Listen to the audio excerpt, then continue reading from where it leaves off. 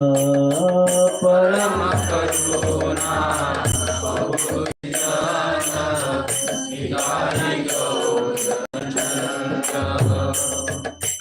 परम करुणा पाहु दुई जन निताई गौरचंद्र परम करुणा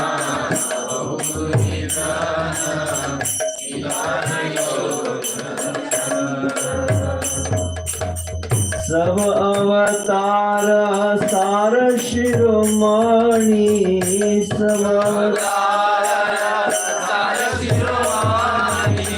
सब अवतार सार शिरोमणि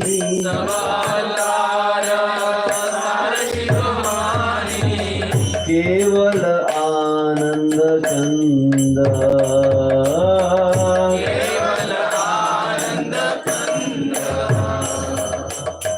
केवल आनंद कंद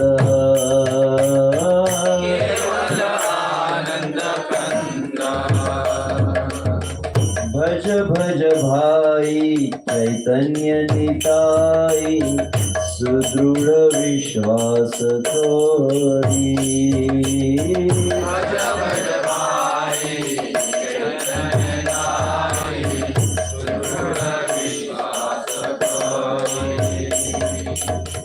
भज भज भाई चैतन्य निताई सुदृढ़ विश्वास तोरी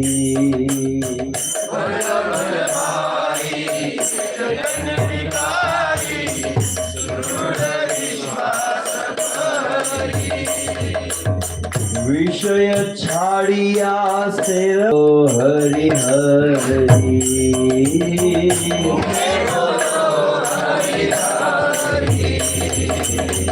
मुखे बोलो हरि हरि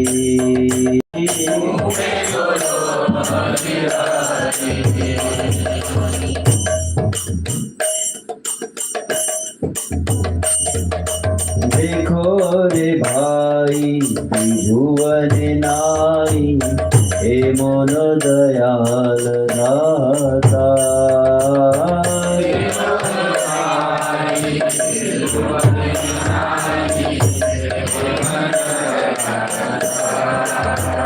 देखो रे भाई त्रिभुवन नाई हे मन दयाल दाता देखो रे भाई त्रिभुवन नाई हे मन दयाल दाता पशु पाखी चूरे पाषाण बिदरे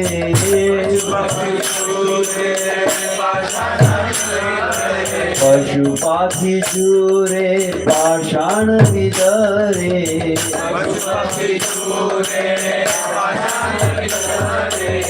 शुनि चार गुण गाथा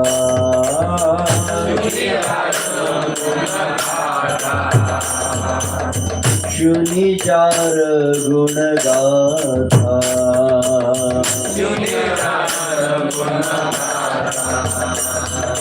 संसारी माजिया रोहिले पोड़िया से पदे नाहिलु आस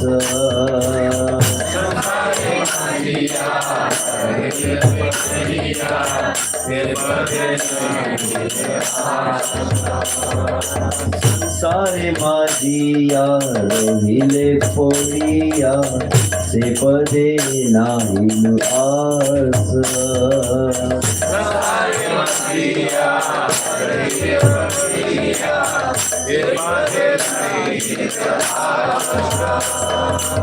आपन करमा भुंजाए शमना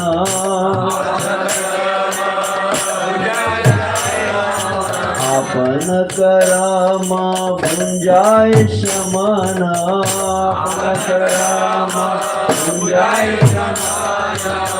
कहे लोचन दास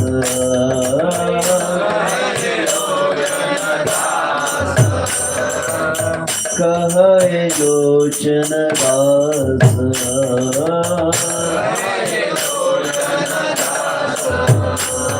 परम करुणा दुई जन निताई गौरचंद्र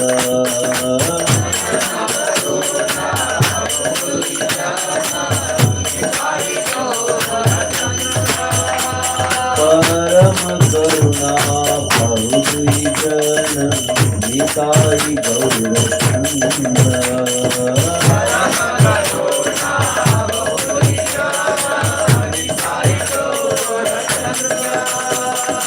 परम करुणा दुई जन निताई गौरचंद्र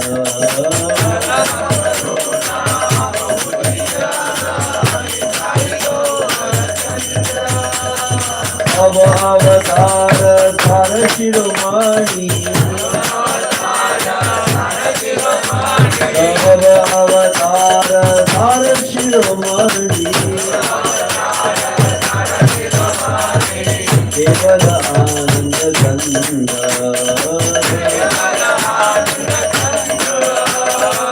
केवल आनंद गंध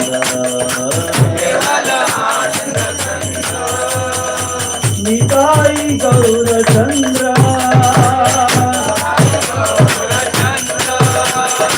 निताई गौरचंद्र केवल आनंद चंद्र निताई गौरचंद्र निताई गौरचंद्र निताई गौरचंद्र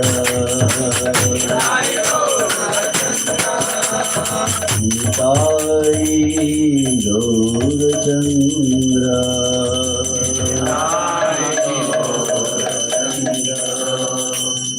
श्रीताई गौरचंद्र की अनंत कोटि वैष्णव वृंद की श्रील प्रभुपाद की ताई गौर प्रेमानंदे।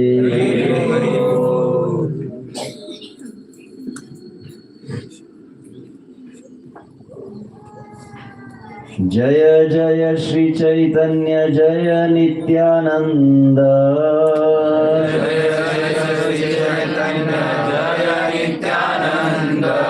जय जय श्री चैतन्य जय नित्यानंद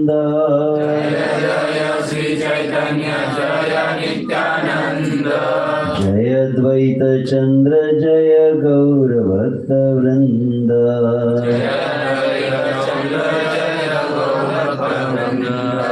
जय द्वैत चंद्र जय गौर भक्त वृंद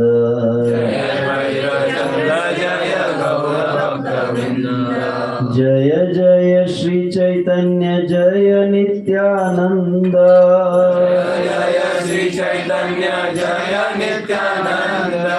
जय द्वैत चंद्र जय गौर भक्त वृंद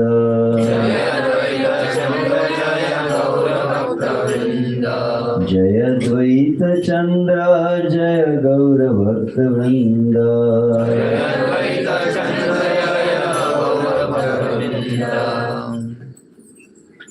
ओम अज्ञानतिमिरान्धस्य ज्ञानाञ्जनशलाकया चक्षुरुन्मिलितं येन तस्मै श्रीगुरुवे नमः।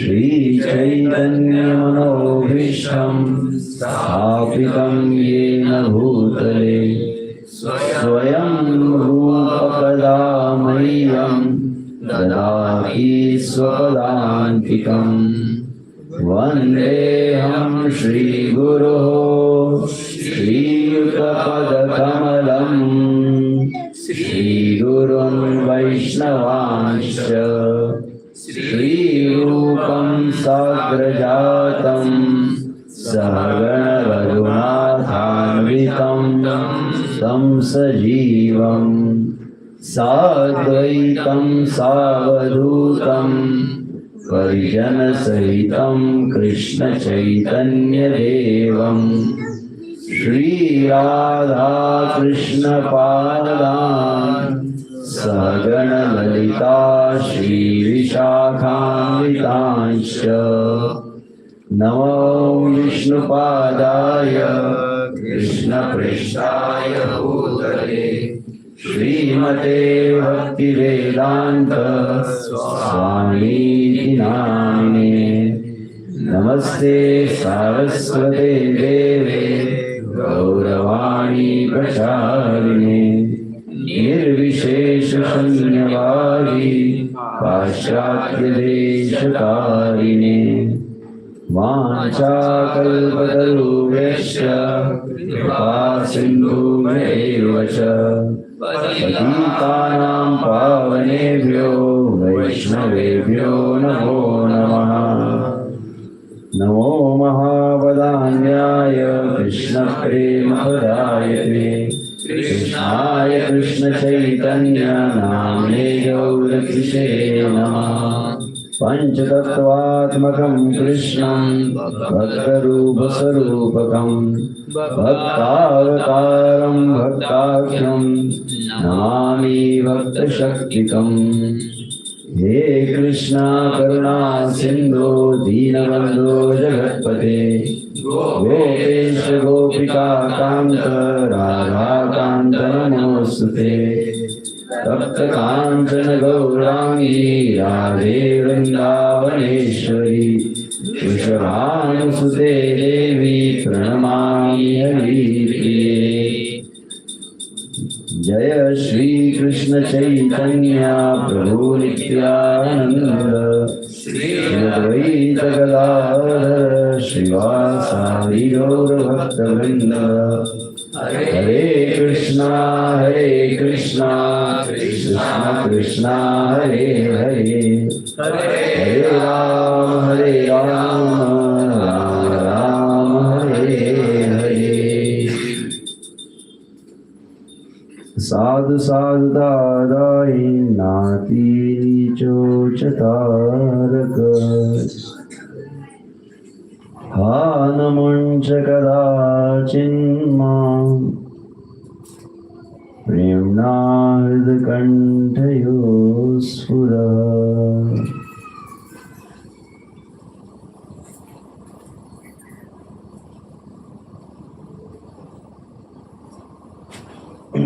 हरे कृष्ण हरे कृष्ण।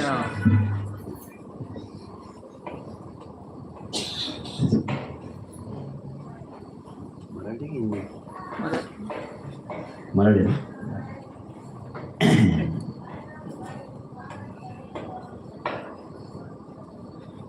चल प्रयत्न करतो।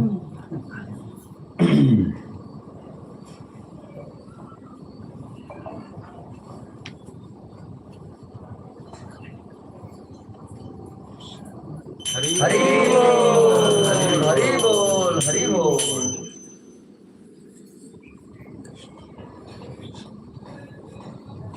सर्वप्रथम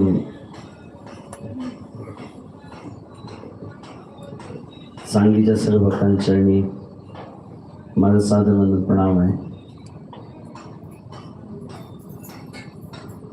आपण सर्व माझ्या कृपा करा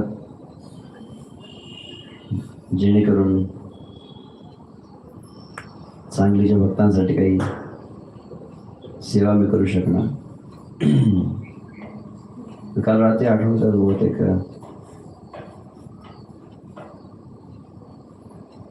महाराजांसोबतच मी 2-3 वेळा आलो सांगली। मोठा काहीतरी हॉलमध्ये प्रोग्राम होता ज्यास महाराजांच्या सेवेत मी होतो जवळपास 20 वर्षापूर्वी 2004 त्याच्यानंतर पण आलो होतो। कोणत्या हॉलमध्ये स्टेजवर प्रोग्राम होता त्यावेळेस समज। आता आपण सर्वांच्या कृपेने तशी मराठी माझी भाषा नाही आहे ते प्रयत्न करू पण माझ्या समोर जो ग्रंथ आहे तो हिंदी भाषेचा काही हिंदी वाचून तुम्हाला जे कम्फर्टेबल. हिंदी सुद्धा चालेल. बघूया चला प्रयत्न करूया. मराठीमध्ये असेल ना? मराठी चालेल. मराठी.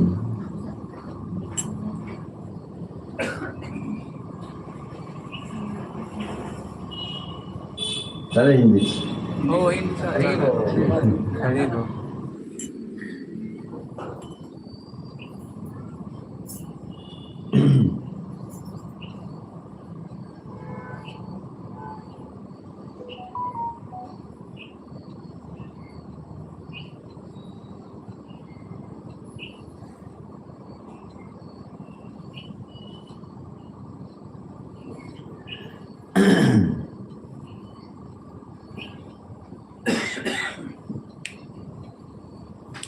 चैतन्य चरितामृत श्री कृष्ण मैं देख रहा था अभी.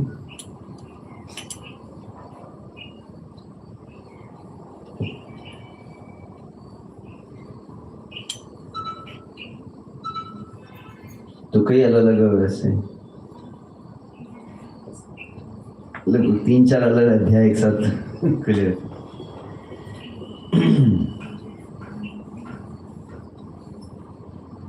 तो शुभ से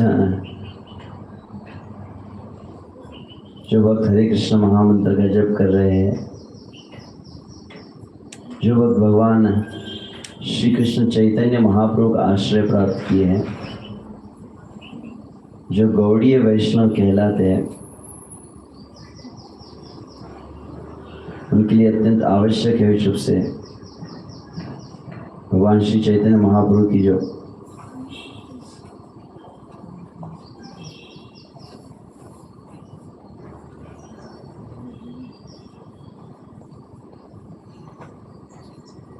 विशेष करुणा है, जो वे हम भजन में गा भी रहे थे. तो श्री चैतन्य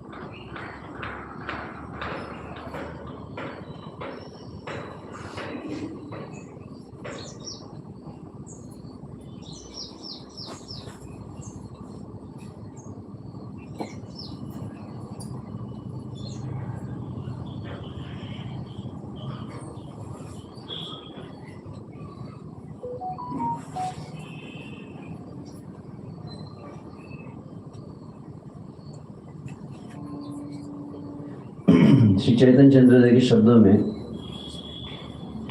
जिस चैतन्य चंद्रोदय भगवान श्री चैतन्य महाप्रभु की महिमा को गाते वहाँ पर कहा गया है, पात्र पात्र विचारणं न कुरुते न स्वां परं वीक्षते देयादेय विमर्शक नहि न वा काल प्रतीक्षा प्रभु सद्यो यश्रवणेक्षणा प्रणमना ध्यानादिना दुर्लभ दत्ते भक्तिरसंस एव भगवान् गौरपरं मे गति दत्ते भक्तिरसंस एव भगवान् गौरं परं मे गति।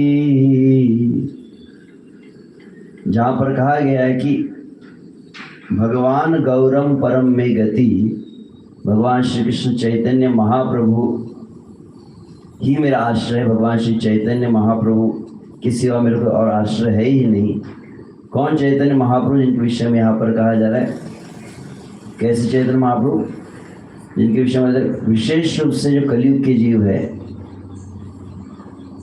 तो कलयुग के जीव कैसे है? तो वहाँ पर अन्य श्लोक में कहते न योग न ध्यान न च जप तप त्याग नियमा न वेदनाचार क्वबत च निषिद्धादि उपरति अकस्मात् चैतन्ये अवतरति दयासार हृदये पुमार्थानां मौलिं परमिह मुदा लुण्ठन्ति जना। और एक श्लोक में उन्होंने इस बात को कहा है कि कलयुग के जीव विशेष रूप से भिन्न भिन्न युगों में भगवान अवतरित होकर जीवों का कल्याण करते हैं। तो सतयुग में भगवान नरसिंह रूप में प्रकट हुए, भगवान के वराह कुर्म आदि अवतार हुए और उन सभी अवतार में भगवान ने कई जीवों का कल्याण किया। कि जीव भगवान का भजन करके, भगवान का दर्शन करके अंततः मुक्त हुए, भगवान के धाम को प्राप्त हुए। तो सतयुग में कई जीवों का उद्धार भगवान किए, कई जीव भगवान के धाम में गए, परंतु उनमें से कुछ ऐसे जीव साइलेंट कर, कोई वो बंद कर सकता है, साइलेंट कैसे करें? तो सतयुग में कई जीव का उद्धार होने पश्चात कुछ ऐसे जीव थे जिनका सतयुग में उद्धार नहीं हो पाया। तो वैसे जीवों को फिर कहा जाता है कि त्रेता युग में जन्म लिए और त्रेता युग में भगवान रामचंद्र आए। भगवान रामचंद्र जो है भक्त वत्सल, अत्यंत करुणा निधान कहा जाता है। राम जी ने तो कितने जीवों का उद्धार किया, केवल मनुष्य योनि में नहीं, पशु योनि में भी, चाहे जटायु हो या फिर वानर सेना हो, गिलहरी हो, और तो और पाषाण के रूप में अहिल्या भी थी। तो पाषाण का, पशुओं का, कई अलग अलग जातियों का, शबरी आदि का, सभी का उद्धार किए। और यहाँ तक कि वर्णन आता है कि जब भगवान रामचंद्र लंका में रावण से युद्ध किए, उस समय इतने असुर थे जो राम जी का दर्शन करते हुए देह त्याग किए, वे भी भगवान के धाम को प्राप्त हुए। असुर सकल पाइलो चरण, तो वे सभी असुर भी भगवान के धाम को प्राप्त कर गए। और अंततः तो वहाँ पर बताया जाता है कि भगवान राम जी जब अपने निज धाम को जाने लगे तो कहते अयोध्या में जितने जीव थे सभी को अपने साथ लेकर गए। लगभग अयोध्या पूरी खाली हो गई थी एकदम। जितने जीव, मनुष्य ही नहीं, जितने जीव थे सभी जीवों को ले गए। और फिर किष्किंधा के वानर आदि थे, वे भी भगवान के धाम चले गए। तो बहुत सारे जीव चले गए, परंतु फिर भी यहाँ तक कि रावण की सेना के जितने असुर थे वे भी भगवान के धाम को चले गए। परंतु इतने कुछ पापी थे, इतने पति थे, इतने अधम कुछ जीव थे जिनका कल्याण उद्धार राम जी भी नहीं कर पाए। तो ऐसे जीव कहा जाता है कि द्वापर में जन्म लिए। और द्वापर में जिनका जन्म हुआ है, अंततः भगवान श्री कृष्ण ने गोलोकेर नित्य प्रकाश करीला, भगवान गोलोक की नित्य को प्रकाशित किए, वृंदावन गोवर्धन को प्रकट किए। और श्री कृष्ण की लीला, श्री कृष्ण का दर्शन करके भी कई, शिशुपाल है, पूतना है, ले वे गतिम धात्री चिताम तत्वन्यत कम वा दयालु शरणम व्रजेम। पूतना जैसी राक्षसी थी जो भगवान को मारने के लिए आई, उसका हो या फिर अघासुर है, शक्तासुर है, कई असुर थे, सभी का भगवान उद्धार कर दिए। शिशुपाल का, दंत वक्र का, पौंड्रक का। और अंततः वहाँ पर विष्णु पितामह कहते हैं कि भगवान श्री कृष्ण कुरुक्षेत्र में युद्ध के लिए वहाँ पर पांडवों का पक्ष लिया। तो भगवान श्री कृष्ण का दर्शन करते कौरव की सेना में जितने सैनिक थे जिन्होंने अपना देह त्याग किया, वे भी भगवान के धाम को प्राप्त कर गए। सही बोल। बहुत सारे जीव भगवान के धाम को गए, परंतु फिर भी भगवान श्री कृष्ण ने कईयों का उद्धार किया। परंतु कुछ ऐसे जीव थे जिनको ना तो वराह, ना तो नरसिंह, ना तो कुरुम, ना राम, ना कृष्ण, कोई भी उद्धार नहीं कर पाए, जिनका जो आउट ऑफ नेटवर्क थे भगवान के, भगवान के सिग्नल के बाहर जो थे, जिनको कोई उद्धार नहीं कर पाए, जो किसी भी प्रकार से, चाहे गीता का उपदेश हुआ हो, चाहे रामायण हो, किसी भी चीज से वो मुक्त नहीं हो पाए, ऐसे जीवों को कहा जाता है कलिकाल में भेजा जाता है। मतलब अंग्रेजी में जिसे कहते हैं कि द होपलेस केसेस, इनको उम्मीद है ही नहीं, कोई भगवान का होता है जिनको मुक्त नहीं कर सकता, ऐसे जो जीव थे, जिनके यहाँ पे चैतन्य चंद्रोदय में करे न योगम न ध्यानम न च जप तपस्याग नियमा न वेदानाचार कोपत निषिद्धादि उपरति। तो वहाँ पर करे ऐसे जीव, और विशुद्ध से व्यवहारिक रूप से हम अपने जीवन में अगर झांक कर देखें, हमारे भी लगभग कितने ऐसे भक्त थे, आप में से कोई होंगे बड़े संत महात्मा साध्वी, तो बात और है, कितने ऐसे भक्त थे जो प्रभुपाद जी इस्कॉन में आने के पहले बहुत योग साधना करते थे। तो हिमालय से यहाँ पर आए क्या सांगली में? तो हमारे पूर्वजों को योग था क्या? कोई न योग न ध्यान, कि कोई बहुत ध्यान लगाते थे हम, न योग न ध्यान न च जप, बहुत जप किया होगा आपने, बहुत जप करते करते ऐसी स्फूर्ति हुई कि चलो प्रभुपाद जी के पास जाएंगे हम। जब तो नहीं करते, कुछ और ही चलता था हमारा, तो संसारी प्रजल्प में, संसारी वार्ता में, संसारी चर्चा में थे। तो जो ऐसे जीव है जिनके पूर्व जीवन में कोई योग नहीं है, जिन्होंने कोई ध्यान नहीं किया, न योग न ध्यान न च जप न तप, तो बहुत तपस्या करते थे क्या आप में से कितने लोग? बहुत तप किया होगा। हिरण्यकशिपु की तरह ऊर्ध्वबाहु नवो दृष्टि पादांगुष्ठ शितावनी, हिरण्यकशिपु का वर्णन किया था। वो कैसे हिरण्यकशिपु तपस्या करते थे? तो ऊर्ध्वबाहु कहा गया है। हजारों वर्ष के लिए जो तपस्या की है, हाथ दोनों ऊपर थे। चैतन्य महाप्रभु तो कीर्तन करते हुए नहीं, इस तरह हाथ ऊपर के ब्रह्मा जी तपस्या कर रहे थे। हमारा तो एक महामंत्र में हाथ धीरे धीरे नीचे आ जाता है। एक महामंत्र हाथ ऊपर, कई वर्षों तक हाथ ऊपर। ऊर्ध्व बाहु नव दृष्टि कहा गया, और दृष्टि ऐसी थी, आपको ऐसा जप कीजिए ऊपर सूरज को देखते हुए, तुम तो क्षण मात्र के लिए नहीं दे सकते। हिरण्यकशिपु ऊर्ध्व बाहु नभो दृष्टि, और फिर पादांगुष्ठ शितावनी। और खड़े कैसे थे? दो पैर पे नहीं खड़े थे, एक पैर पर भी खड़े नहीं थे। पादांगुष्ठ कहा गया है, एक पैर के एक अंगूठे पर हजारों वर्ष खड़े होकर तपस्या की। तो हमारे लिए तो मतलब असामान्य है। राधा मुरलीधर भगवान की। तो देखा जाए तो हमारे जीवन में तब हमने किया ही नहीं है। तो न योग न ध्यान न जप न तप न त्याग। तो बहुत बड़ा त्याग हमारे जीवन में कोई था? बहुत त्याग वैराग्य हो गया कि दुनिया ये महफिल मेरे काम की नहीं, ऐसा कोई तो त्याग था नहीं। तो न योग न ध्यान न जप न तप न त्याग न नियम, जिनके जब कोई नियम नहीं थे, न वेद, या बहुत वैदिक ज्ञान जिनको प्राप्त हुआ हो, 4 वेदों को पढ़ के कोई इस्कॉन में आए हैं? हॉलीवुड बॉलीवुड देख कर जरूर आए होंगे, परंतु वेद पढ़कर नहीं आए हैं। तो न वेद न आचार, आचार खाने वाला नहीं, न आचार, मतलब जिनके जीवन में कोई सदाचार नहीं था। तो ऐसे जिनका योग नहीं है, जिनके ध्यान नहीं है, जो जप तप त्याग नियम वेद का ज्ञान नहीं, न आचार, और ऊपर से न बतक निषिद्धादि उपरति कहा गया। और वेद में जिनका निषेध किया गया है, ऐसे कर्मों के प्रति कोई वैराग्य नहीं था। मतलब वो कर्म करने में और ज्यादा उत्साह था। वेद के विरुद्ध जो कार्य है, शास्त्र विरुद्ध कार्य करने में और अधिक उत्साह से हम करते थे। ऐसे जो जीव है, ऐसे जीवों के लिए, ऐसे जीवों के जीवन में क्या होता है? अकस्मात चैतन्य अवतरती दया सार हृदये।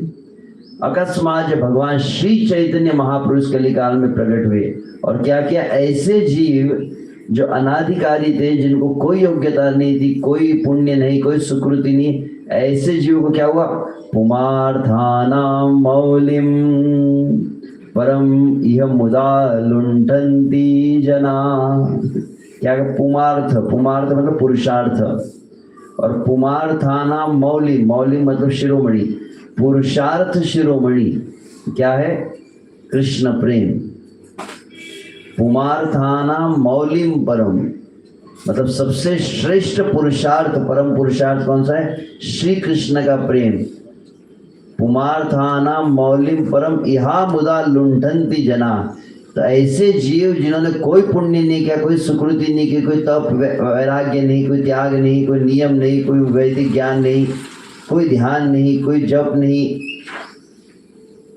किसी प्रकार की साधना नहीं, किसी प्रकार का योग नहीं, ऐसे जो जीव थे जो भगवान श्री चैतन्य महाप्रभु का आश्रय लेते हैं, तो ऐसे अनाधिकारी जीव भी वह सर्वोच्च श्री कृष्ण के प्रेम को बिना मेहनत किए प्राप्त कर लेते हैं। और केवल प्राप्त नहीं करते, मुदा लुंठन्ति जना, इसका अर्थ है कि वो कृष्ण के प्रेम की लूट करते हैं। चैतन्य महाप्रभु की जय। इसीलिए मैं जो ये तो पहला जो श्लोक मैं कह रहा था, पात्र पात्र विचारणं न कुरुते न स्वां परम वीक्षते देयादेय विमर्शक नहि न वा काल प्रतीक्ष प्रभु। क्या कहा यहाँ पर कि भगवान चैतन्य महाप्रभु कहते पात्र अपात्र विचारणं न कुरुते। भगवान श्री चैतन्य महाप्रभु इस संकीर्तन को लेकर आए, भगवान चैतन्य महाप्रभु हरिनाम संकीर्तन को पहुंचाया। इसकी विशेषता क्या है कि किसी भी व्यक्ति की योग्यता को नहीं देखता, कौन योग्य है कौन अयोग्य है। इस संसार में कहीं पर भी आप नौकरी के लिए जाएंगे, पहले आपका क्वालिफिकेशन देखा जाता है और दूसरा देखा जाता है पास्ट एक्सपीरियंस, कहाँ कहाँ पे नौकरी करके आए हो, जॉब एक्सपीरियंस देखते हैं ना, तो पता चले कि ये व्यक्ति कहाँ से है, बोले कि ये रेवड़ा जेल से आया है, तो कितने लोग नौकरी में रखेंगे, नालायक भाग यहाँ से। अगर ऐसे कुछ ब्लैक लिस्ट में कोई होगा तो उसको तो नहीं लिया जाता है। परंतु विशेष रूप से भगवान चैतन्य महाप्रभु विशेषता क्या है, पिछला रिकॉर्ड बिल्कुल जैसे ही भगवान चैतन्य महाप्रभु आता, सबसे पहले जैसे पिछले रिकॉर्ड के फाइल को जला के फेंक दिया जाता है। पिछला रिकॉर्ड देखा नहीं जाता कि तुम्हारे पूर्व जन्म में क्या किया था, पिछले जन्म का कोई हिसाब देखते नहीं है। तो पात्र अपात्र विचार न, सुना है इसी को अगर कविराज गोस्वामी शब्द में कहा जाए तो पात्र पात्र क्या, पात्र पात्र विचार नाही, नाही स्थान स्थान जे जहाँ पाए तहाँ करे प्रेम दान। कि कौन सा सही स्थान है, कौन सा गलत स्थान है, कौन योग्य है कौन अयोग्य है, कौन अधिकारी कौन अनाधिकारी, ये बिल्कुल विचार चैतन्य महाप्रभु नहीं करते। सब जितने जीव है सभी जीवों को पात्र पात्र विचारणम न कुरुते न स्वाम परम वीक्षते, कौन अपना है कौन पराया है ऐसा भी विचार नहीं। देया देय विमर्शक नहीं नवा, किसको देना चाहिए किसको नहीं देना चाहिए, कौन सा सही समय कौन सा सही समय नहीं, ये भी विचार नहीं।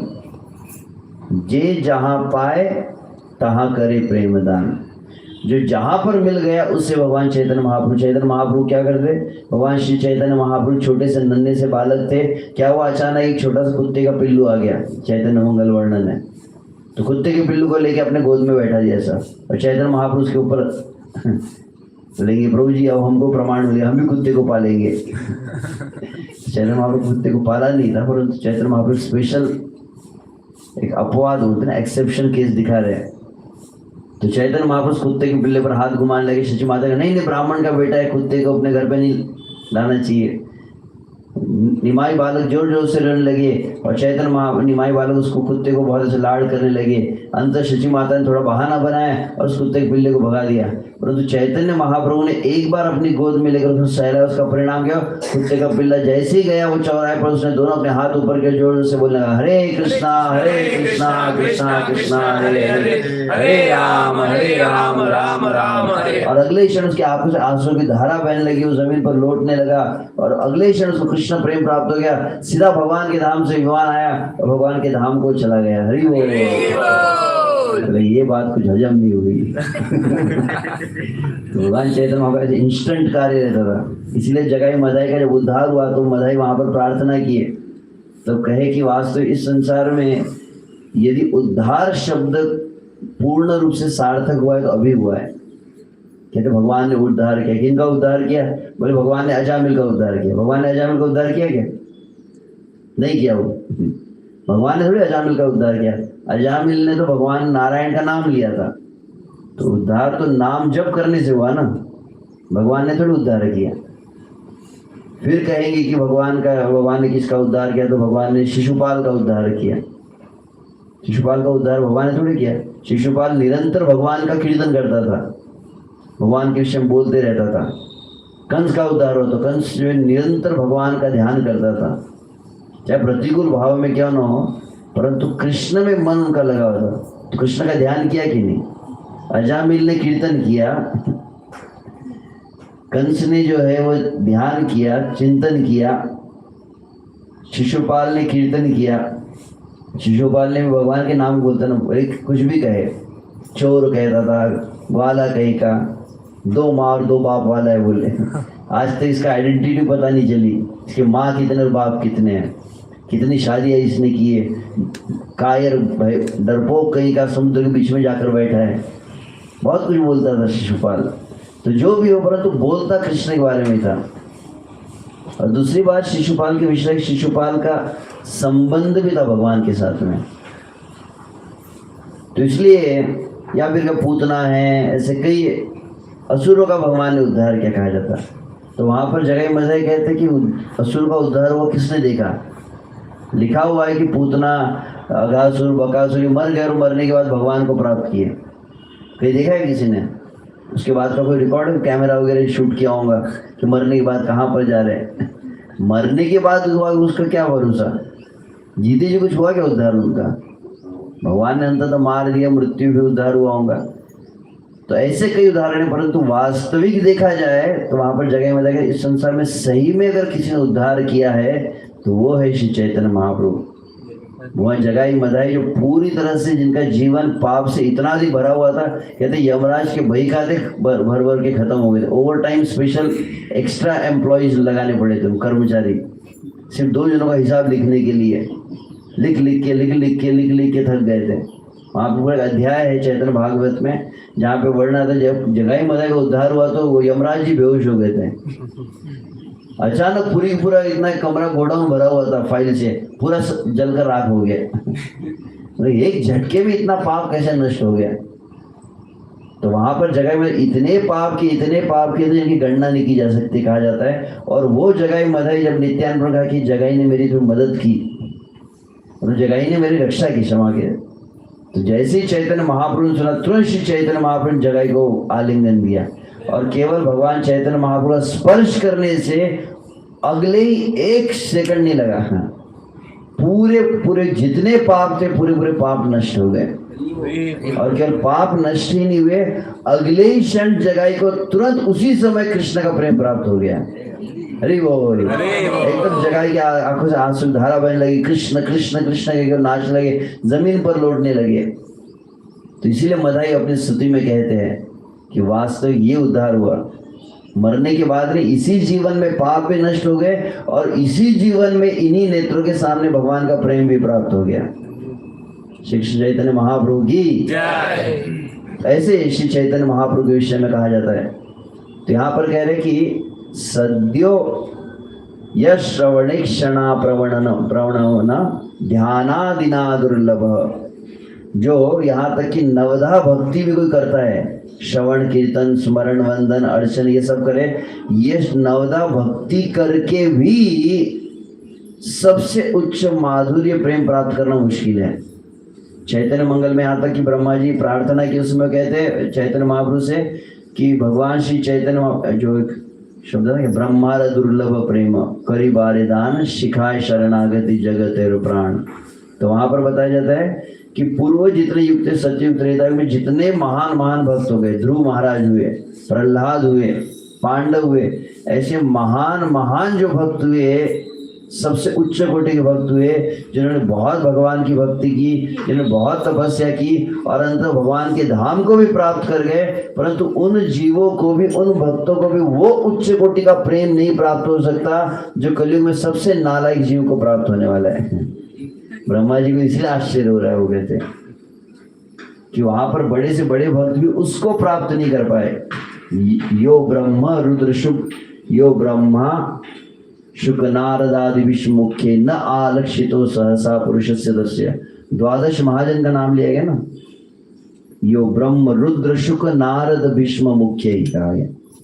तो ब्रह्मा जी है, रुद्र है, सुखदेव गोस्वामी है, नारद मुनि है, विष्णु पितामह है। ये द्वादश महाजन को भी वो माधुर्य प्रेम नहीं मिल सकता कलयुग में जो चैतन्य महाप्रभु का आश्रय लिए भक्त को प्राप्त होने वाला है। हरि बोल। श्री कृष्ण चैतन्य महाप्रभु की जय। इसलिए वहां पर कहते हैं कोटि कोटि वर्ष करी श्री कृष्ण भजना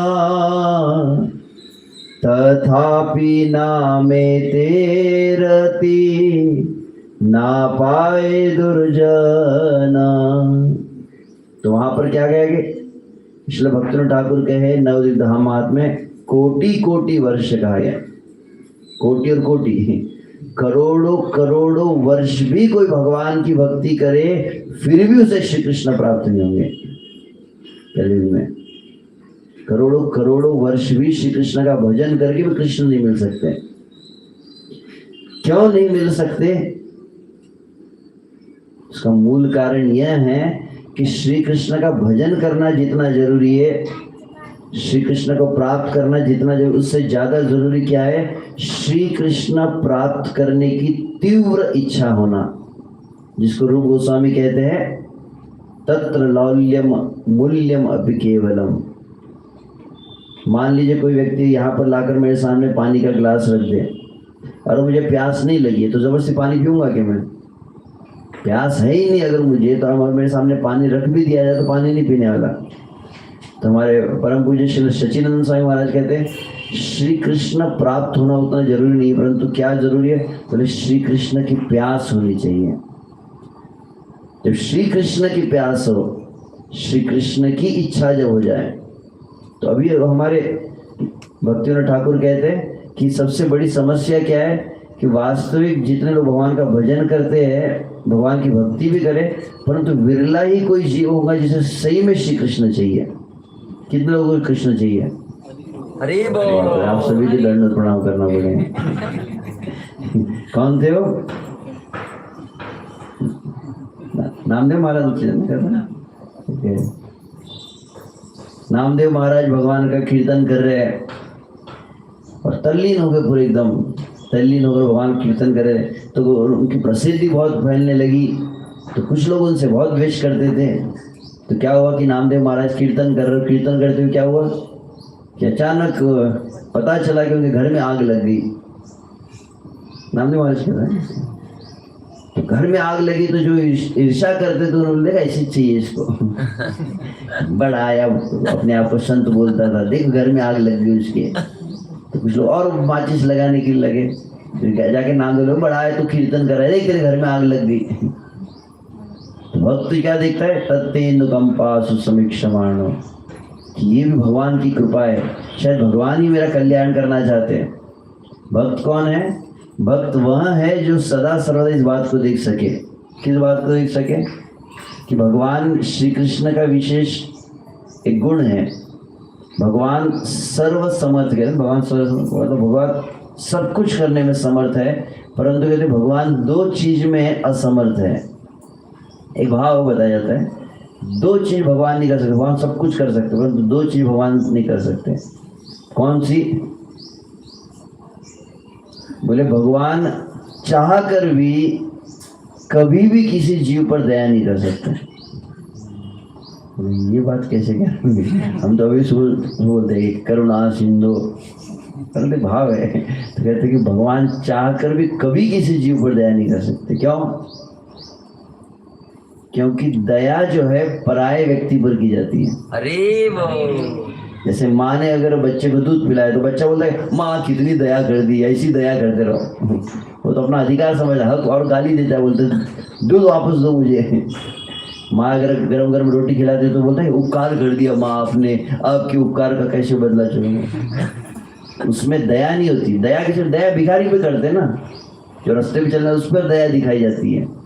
अपने घर वालों पर कोई प्रेम करे उसको प्रेम कहते हैं, उसको वात्सल्य कहा जाता है। तो भगवान का हृदय वात्सल्य से भरा है। तो इसीलिए एक भक्त कहते, बहुत सुंदर एक भजन में सुन रहा था कि वास्तविक भगवान कभी दया करते ही नहीं है, क्योंकि भगवान का हृदय स्नेह से भरा हुआ है। और स्नेह से भरा होने के कारण अब दूसरा दोष आ गया। क्या दोष आ गया? जिससे इस संसार में अगर देखा जाए, इस संसार में भी कोई साधारण अगर भौतिक ही उदाहरण अगर कहा जाए, इस संसार में कोई माँ होती है, माँ का हृदय अपने बच्चे के प्रेम से हमेशा भरा रहता है। हमेशा वो सोचती रहती है, हमेशा अपने बच्चे के कल्याण और हित का सोचती रहती है। और गलती से भी कभी सपने में भी अपने बच्चे को बुरा सोचती क्या माँ? यहाँ तक कि आपने देखा आजकल व्हाट्सएप बहुत मैसेज आते हैं माँ के ऊपर, मेरी माँ, उसके गीत भी लोग गाते हैं। और समझते अगर माँ की मृत्यु हो जाती है तो बोले कि उसको जब दफनाया जाता है उसमें से आवाज आती है बेटा खाना खाया क्या? तो ऐसे कहते हैं माँ मरने के बाद बच्चे का कल्याण का हित हो जाए। तो साधारण माँ के लिए उदाहरण दिया जा रहा है और स्वाभाविक है ये। मैं एक बार प्रवचन में दिया तो किसी माता जी मुझे बोला प्रभु जी आपको क्या समझ में आएगा, माँ की ममता क्या होती है, खुद माँ बनेंगे तब समझ में आएगा। और सही बात है, सही में। यहाँ तक कि मैंने सुना कि जो अविवाहिता स्त्री है वो जब तक खुद माँ नहीं बनेगी तब तक नहीं समझ सकती। और अपना बच्चा होता है, एकदम काला कलूटा बोले देख श्याम सुंदर दिख रहा है, एकदम बाल गोपाल लग रहा है, एक नंबर का नालायक हो, बोलते कि नहीं कितना सुंदर है। तो अवगुण करत समुद्र सम गिनत न अपनो जान, राई के सम भजन को मानत मेरे समान। क्या कहा जाता कि माँ के अंदर कुछ दोष होते हैं। कौन से दोष होते हैं? पहला दोष होता है कि माँ को कभी भी अपने बच्चे की गलती दिखती नहीं है। और बच्चा अगर थोड़ा भी करे वाह वाह वाह वाह कितना सुंदर गा रहा है, गधे की तरह भी बोल रहा हूँ तो वाह वाह, उसको आवाज भी सुंदर लगती है। तो हमेशा अपने बच्चे में अच्छाई दिखाई देती है, अपने बच्चे की गलती कभी दिखती नहीं है। और तीसरी बात, अपने बच्चे का कभी गलत सोच ही नहीं सकती हो। तो इस संसार की माँ के हृदय में इतना है तो कहा जाता है अनंत कोटि ब्रह्मांड में अनंत जीव है। और अनंत जीव संसार में देह धारण करते केवल मनुष्य ही नहीं, पशु में भी, गाय का भी बछड़े के लिए प्रेम होता है, शेरनी का भी अपने बच्चे के लिए प्रेम होता है, सभी माँओं का हृदय में प्रेम होता है। तो अनंत जीव के, अनंत माताओं के हृदय में जितना ममता भरी, जितना वात्सल्य, पूरा इकट्ठा कर एकत्रित कर दिया जाए। और एकत्रित करने के बाद में कहा जाता है उसको एकत्रित एक स्थान पर रखा जाए तो कहते हैं वो बन जाएगा एक बूंद। और श्री कृष्ण जितना जीव को प्रेम करते वो एक समुद्र के समान है। इतना अधिक भगवान श्री कृष्ण जीव को प्रेम करते हैं जिसकी हम कल्पना ही नहीं कर सकते। वास्तविक जो 3 महीने दोष कहे माँ के, वही भगवान में आ जाते हैं। तो कहते अवगुण करत समुद्र सम गिनत न अपनो जान। भगवान की सबसे पहला दोष कौन सा है? भगवान का पहला दोष है कि भगवान के भजन में अगर कोई लग जाए, भगवान की और कोई जीव आने का प्रयास करे, भगवान को उसमें कभी भी कोई दोष दिखता ही नहीं है। हमको बहुत दिखता है ये ऐसा है, प्रभु जी वो ऐसा है, ठीक से बैठता भी नहीं है। हमको हमेशा दोष दे। और भगवान की विशेषता क्या? भगवान की पहली विशेषता है भगवान को दोष दिख ही नहीं सकता, कोई गलती दिखती नहीं अपने वक्त में। दूसरी बात, अवगुण करत समुद्र सम गिनत न अपनो। समुद्र के जितना दोष है बोले बिल्कुल भी नहीं दिख रहा है। भगवान ने ऐसा चश्मा पहना है कि भगवान ने गुणग्राही चश्मा कहते उसे। भगवान को दोष दिखते ही नहीं कहीं पे। और राई के सम भजन को मानत मेरु समान है। राई मतलब इतनू सा अगर को भगवान का भजन कर ले, थोड़ी सी सेवा कर ले, तो भगवान उसको क्या कहते हैं, उसे हिंदी में क्या कहते, मैग्नीफाइंग ग्लास बोलते हैं, समझ रहे? कोई जैसे जासूस होता है ना, और मोटा कांच होता है, जैसे छोटे अक्षर बड़े दिखने लगते हैं, तो उसी बात यहाँ क्या मतलब, दूरबीन नहीं दूरबीन हाँ हाँ समझ लो। तो वैसे भगवान की दृष्टि बन जाती है भजन करने को, और इन्होंने इतना कर दिया, थोड़ा सा करे तो भगवान बहुत अधिक मानते हैं। और तीसरा भगवान का दोष क्या हो गया कि कहते भगवान असमर्थ हो जाते, किसमें, भगवान चाह कर भी कभी भी किसी भी जीव का अहित नहीं कर सकते, कभी भी किसी का बुरा करते ही नहीं भगवान। तो यह भक्त की दृष्टि होती है। तो जो ठीक है, मैं किस लिए कह रहा था, हाँ मैं नामदेव महाराज कथा कह रहा था। तो नामदेव महाराज के घर में आग लग गई है, वो कीर्तन कर रहे हैं भगवान पांडुरंग का, और उस समय अचानक किसी ने तुम्हारे घर में आग लग, बोले कि ठीक है ये भी भगवान को मेरे कल्याण के लिए कर रहे हैं, और कीर्तन करने लगे। और बाहर कुछ कंबल वगैरह रखा था, उसको उठा के आग में स्वाहा।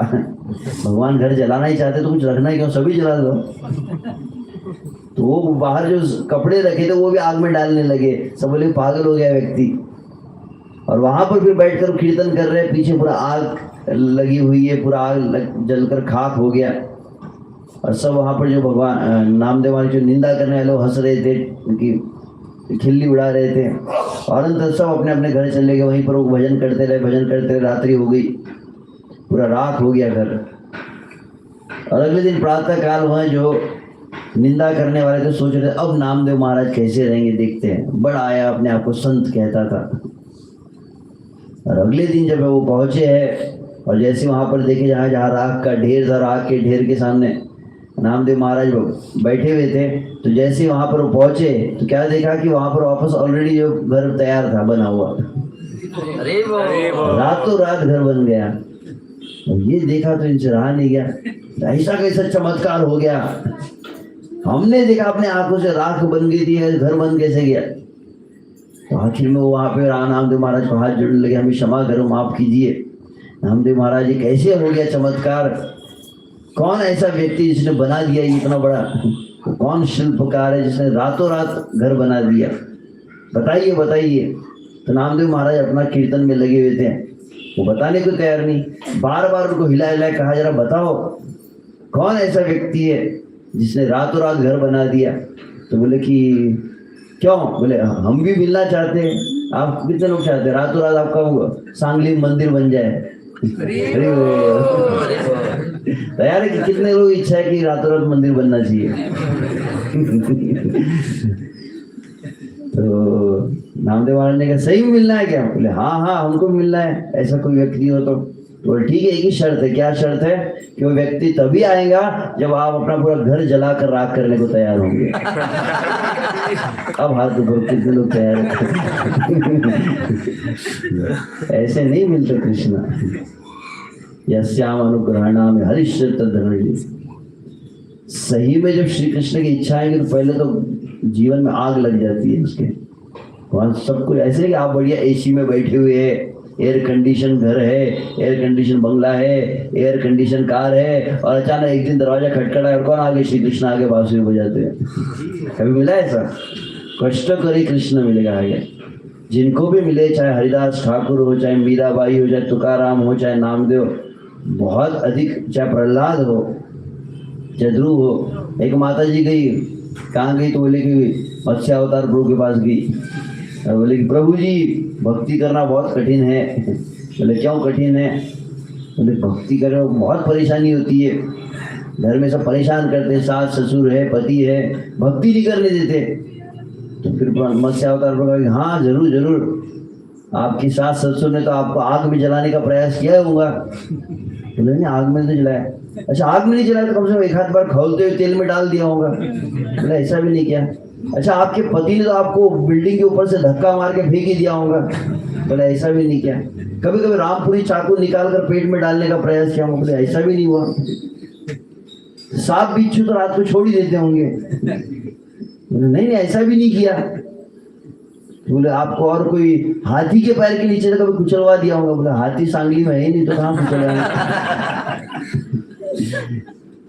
तो बोले आपको आग में नहीं जलाया, खौल तेल में नहीं डाला, हाथी के पैर में कुचलवाया, इमारत से ऊपर से फेंका, तलवार चाकू नहीं चलाए, सांप बिच्छू नहीं छोड़े। अरे जिसके जीवन में इतना कुछ हुआ उसने भजन नहीं छोड़ा तो आप क्यों भजन छोड़ रहे हो? हमारे यहाँ कुछ होता ही नहीं, बोलते प्रभु जी जप नहीं हो रहा है, भक्ति नहीं हो रही। वास्तविक जो भगवान का भजन की उनकी जो ऐसी भयंकर कष्ट आए है, हमने कुछ अभी तक देखा ही नहीं है जो वास्तविक भगवान का भजन करते हैं। तो श्री कृष्ण की इच्छा हमारी अभी है नहीं। हमको कैसा कृष्ण चाहिए पता है क्या? तो पैकेज कृष्ण बोलते हैं। कैसे चाहिए? बोले क्या है? बोले प्रभु जी भगवान की कृपा है। क्या भगवान की कृपा है? बढ़िया अभी बंगला बन गया है, अपना घर भी है। क्या कृपा है? बोले प्रभु जी कोरोना नहीं हुआ। भगवान की कृपा है। बोले बेटी की शादी भी हो गई। तो कृपा मतलब क्या? ये संसार हमारे अनुकूल रहे, इसी को हम कृपा मानते हैं। तो कृष्ण कैसा चाहिए? कृष्ण चाहिए, भक्ति भी चाहिए, वृंदावन भी जाएंगे हम जब भी करेंगे, परंतु बढ़िया घर भी होना चाहिए, बढ़िया मोबाइल भी होना चाहिए, 2 टाइम अच्छे से खाने के लिए मिलना चाहिए। कहा जाए कृष्ण मिले और आपको कांटों के ऊपर दौड़ना पड़े, ऐसा कृष्ण कितने लोग तैयार है लेने के लिए? श्री भक्ति मार्ग ये कंटक कोटि रुद्धा हा हा कोयामि विकलह किम हम करोमि चैतन्य चंद्र नाट्यम कृपा करोसि। जैसे कलयुग में कैसी दशा? बोले कला कलिर बलिना इंद्रिय वैरी वर्गा श्री भक्ति मार्ग ये कंटक कोटि रुद्धा। जहाँ तुम श्री प्रभुदानंद सरस्वती कहते हैं कि कलयुग जो बहुत बलवान है, चारों तरफ कलयुग का धीरे प्रभाव फैल रहा है, पाप दुराचार व्यभिचार सभी कलयुग के परमाणु सर्वत्र है। धीरे धीरे बोले भजन के परमाणु भी नष्ट हो गए। अभी पहले लोग बहुत भक्ति करते थे, आजकल बोले बैठ करके, जब मुझे याद है जैसे मतलब वो 25 साल पहले हम जब हरे कृष्ण में आए, पहले लोगों की, अभी मैं कुछ दिन पहले जय तीर्थ को हमारे भक्तों के साथ था, बोले पहले लोग जैसे जप करते थे, जैसे साधना होती थी। आजकल के बोले अभी जनरेशन अभी वो साधना नहीं रही। बोले पहले हम बैठते थे तो बोले कि 2-2, 3-3 घंटे से नाम जप होता था, 5-5, 6-6 घंटे बैठकर प्रभुपाद के ग्रंथ पढ़ते थे। अभी बोले आधे घंटे में अभी तो आधे घंटे बोले टिकती नहीं है, मतलब बैठ नहीं पाते, उड़ जाते हैं। आपके लिए राम सांगली भक्त बहुत अच्छे हैं आपके लिए, परंतु धीरे धीरे कहा जाए जो तीव्रता थी, जो साधना थी, उतनी तीव्र नहीं रही। धीरे धीरे जो है भक्ति का प्रभाव कम होते जा रहा है। और क्या हो रहा है?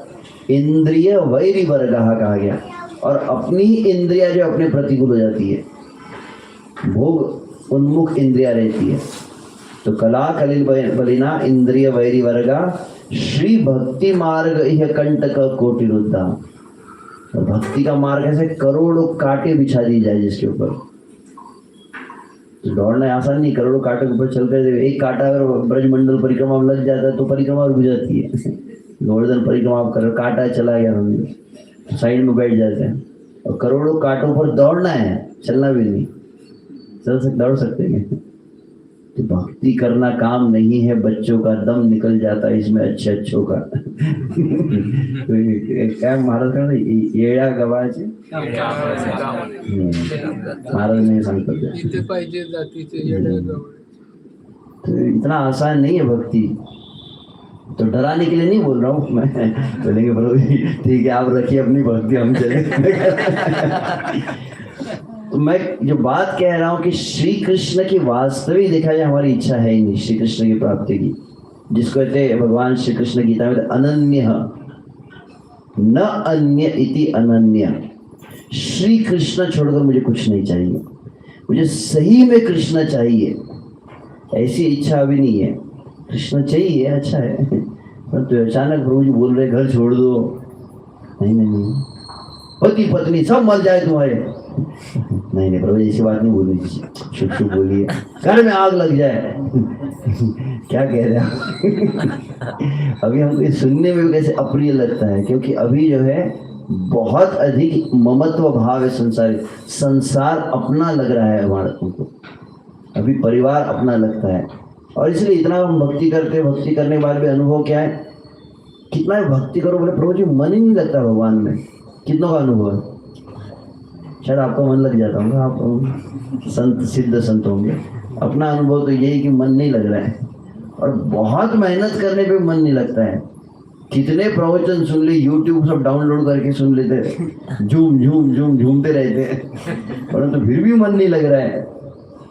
तो सिद्धांत क्या है? स्मरण का सिद्धांत क्या है? जैसे मान लीजिए संसार में आप देखें, अभी मैंने माँ और बच्चे का उदाहरण दिया। आपने कभी देखा है किसी घर में कि माँ सुबह सुबह उठ जाती है और सुबह उठ के माला लेकर जप करती है, मेरा बेटा मेरा बेटा मेरा बेटा मेरा बेटा। या कोई पत्नी बैठे ध्यान करती है, पति पति पति पति पति। इस संसार में पत्नी किसी पति का ध्यान नहीं करती, पति कोई पत्नी का ध्यान नहीं करता है, माँ कभी बच्चे का ध्यान नहीं करती, परंतु मन से निकलता ही नहीं है। क्यों?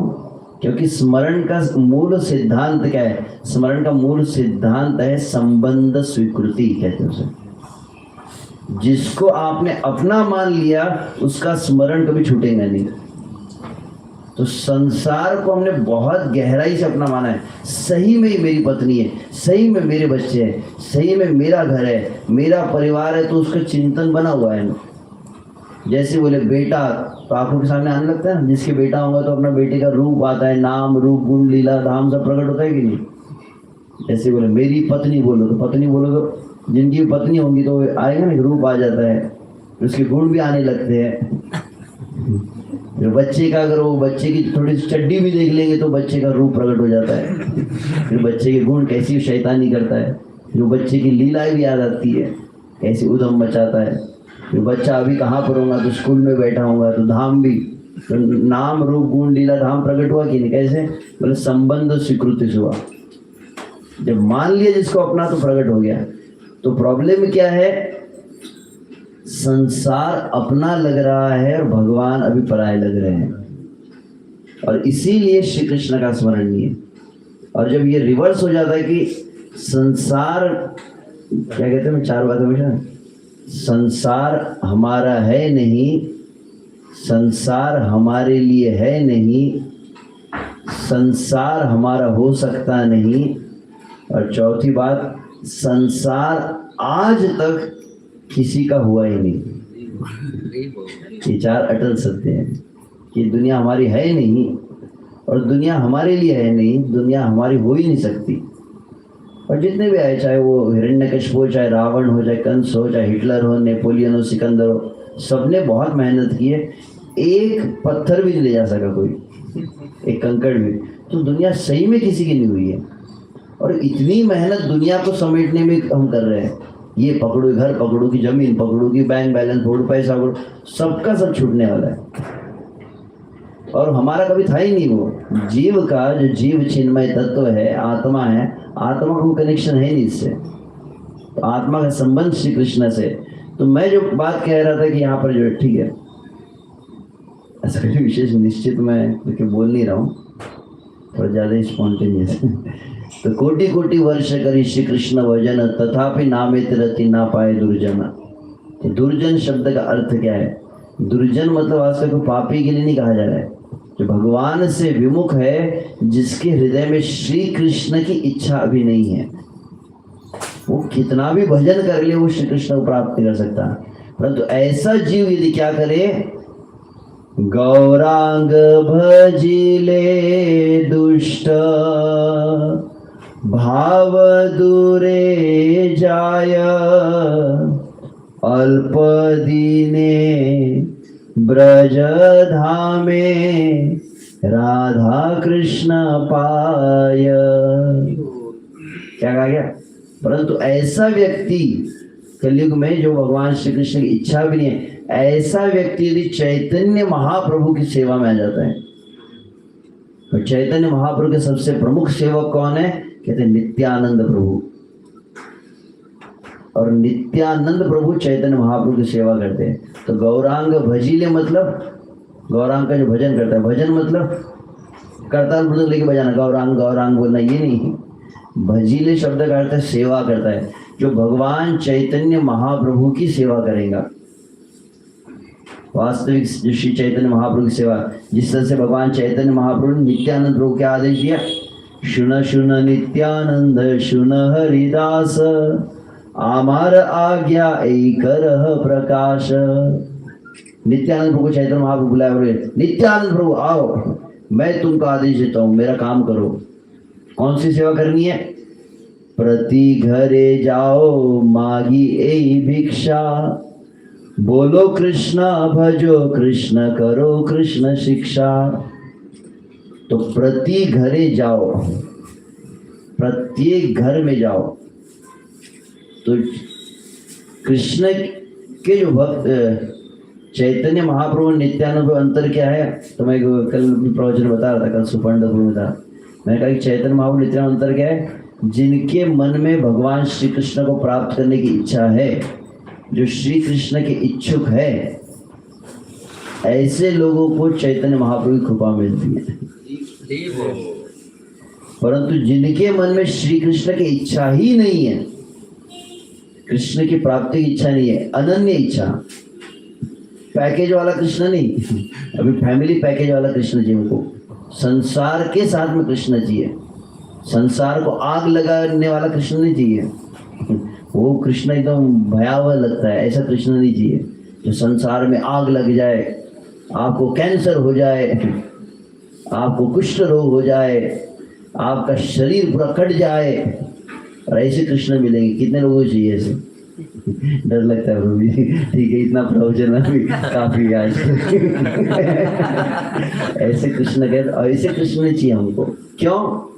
क्योंकि अभी ये देह बहुत हमको प्रिय है, अभी परिवार हमको प्रिय, ये अपना लग रहा है, ये शरीर अपना लग रहा है, परिवार इसीलिए, इसलिए तो वास्तविक हमारा है ही नहीं। अगर समझ में आ जाए, आपको पता चले कि अभी आप यहाँ पर बैठे हैं और पाकिस्तान में किसी घर में आग लग गई, आपको टेंशन होगा क्या? लगने तो अपना थोड़ी है प्रभु जी, दूसरे घर में आग लगी है, किसी हाथ पैर कट रहे तो अपने को कुछ तकलीफ हो रही है क्या? तो अपना माना नहीं तो फिर उसमें कट रहा है, जल रहा है तो भी परिणाम फर्क नहीं पड़ रहा, परंतु इसको अपना मान लेते तो तुरंत परिणाम फर्क लगता है। तो जब आत्मा का साक्षात्कार जब समझ में आ जाए कि देह भी मेरा नहीं है, तो खंड खंड देह यदि जाए मोर प्राण, तब हमें वदने न छाड़ी हरि नाम। हरिदास ठाकुर अवस्था थी, भीष्म पितामह, शरीर कट रहा है, शरीर में पूरे बाण चले गए, तीर चले गए, खून रक्त बह रहा है, परंतु कुछ परिणाम नहीं, क्योंकि देह से मुक्त जीव, इसको देह मुक्त कहा जाता है। तो नित्यानंद प्रभु को आदेश प्राप्त हुआ है कि प्रत्येक घर में जाओ, और प्रत्येक घर में जाकर क्या करना है? जो लोग बिल्कुल भगवान की इच्छा जिनके मन में नहीं है, जो कृष्ण की भक्ति नहीं कर, ऐसे व्यक्ति के पास जाके हाथ जोड़ना है, और ऐसे व्यक्ति के पास में हाथ जोड़कर उसे प्रार्थना करनी है, बोलो कृष्ण भजो कृष्ण करो कृष्ण शिक्षा। श्री कृष्ण का नाम लो, श्री कृष्ण की सेवा करो, और श्री कृष्ण प्रचार करो हर एक व्यक्ति को। और नित्यानंद प्रभु सही में जाते थे, नवद्वीप में जब जाते थे नित्यानंद प्रभु हरिदास ठाकुर, प्रत्येक व्यक्ति घर पे जाते थे, और जैसे जाते सीधा उसके पैर को पकड़ लेते थे, और पैर पकड़ कर हाथ जोड़ के मैं प्रार्थना करती तुम एक बार कृष्ण के नाम का कीर्तन करो। फिर लोग घबरा जाते थे, भलता जी व्यक्ति है, जबरदस्ती आप पैर ही पकड़ लिए। तो कुछ लोग क्या करते थे, नित्यानंद प्रभु जैसे आते थे लोग घर के दरवाजे बंद कर देते थे, तब नित्यानंद प्रभु क्या करते थे, लोगों के खिड़की से कूद के अंदर चले जाते थे। जिसका दरवाजा बंद दिखा वो खिड़की से भी, होम डिलीवरी है तो कई खिड़की से कई दरवाजे से जबरदस्ती लोगों को पकड़ते थे। तो वहां पर बहुत सुंदर मैं सुन रहा था कि चैतन्य महाप्रभु ने जब कहा कि प्रति घरे जाओ मांगे भिक्षा, प्रत्येक घर में जाकर लोगों को भगवान का नाम देना है। तो नित्यानंद प्रभु ने जब प्रति घर कहा, तो प्रति घर मतलब कौन सा? मायापुर नवद्वीप के प्रत्येक घर, नवद्वीप में जितने, नवद्वीप मंडल में जितने घर होंगे वो, तो वहां कहा जाता है, एक आचार्य बताते हैं कि पूरे पृथ्वी में, पूरे भूमंडल में जितने घर है, तो घर का शब्द का अर्थ क्या होता है? घर मतलब तो घर भी होता है, ग्रह मतलब देह भी होता है, से उसको देह को भी ग्रह कहा जाता है। तो प्रतिगृहे, तो प्रतिगृह मतलब कि प्रत्येक व्यक्ति के पास जाना है, प्रत्येक घर में जाना है। तो वहां पर कहा जाता है कि जब तक इस संसार के जितने घर है वो पूरे घर कवर नहीं होंगे, तब तक नित्यानंद प्रभु रुकने वाले नहीं है। और प्रत्येक व्यक्ति के पास जाकर वो नित्यानंद प्रभु क्या करेंगे? सभी को भगवान का नाम। तो चैतन्य महाप्रभु की सबसे प्रमुख सेवा नित्यानंद प्रभु क्या करते हैं? प्रत्येक व्यक्ति को जाकर नाम देते हैं। और ऐसा जो नित्यानंद प्रभु की सेवा चैतन्य महाप्रभु करते हैं, तो यहाँ पर शब्द क्या है? गौरांग भजिले दुष्ट भाव दूरे जाए, तो अभी अभी मैंने कहा कि अभी कृष्ण की इच्छा हमारे मन में है नहीं, परंतु यदि हम एक कार्य करेंगे, क्या करेंगे बोले, यदि नित्यानंद प्रभु की मदद करेंगे, नित्यानंद प्रभु के हृदय में जो करुणा है, जो इंटरेस्ट जिनके मन में बिल्कुल भगवान के लिए नहीं है, ऐसे लोगों के पास नित्यानंद हो जाते हैं, जिसको अंग्रेजी में कहते हैं अनइंटरेस्टेड पीपल, जिनको भगवान की इच्छा ही नहीं है, ऐसे लोगों के पास नित्यानंद हो जाते हैं। तो नित्यानंद प्रभु के हृदय की जो करुणा है, उसी ने इस संसार में अवतार लिया।